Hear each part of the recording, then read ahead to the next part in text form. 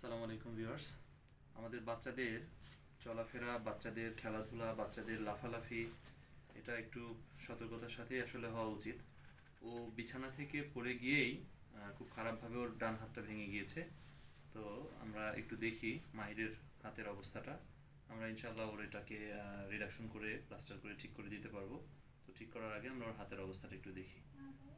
মাহিরের হাতের যে গঠন সেটা অনেকটাই বেঁকে গিয়েছে এবং প্রচণ্ড পেইন। আমরা এটা ক্লোজ রিডাকশন করে আমরা প্লাস্টার দিয়ে দিব। তো মাহিরের এক্সরেটা যদি একটু দেখি তাহলে দেখতে পাবো যে দুটো হাড়ি মাহিরের ভেঙে গিয়েছে এবং একই সাথে অনেকটাই বেন্ড হয়ে গিয়েছে। এই যে আমরা মাহিরের হাত ক্লোজ রিডাকশন করে ফেলেছি। মাহিরের হাত একদম আগের মতো সুন্দর সোজা হয়ে গিয়েছে। এখন জাস্ট আমরা একটা প্লাস্টার দিয়ে দিব। ইনশাআল্লাহ মাহির 3 সপ্তাহের মধ্যেই সেরে উঠবে। মাহির এখন ভালো লাগছে? যাক।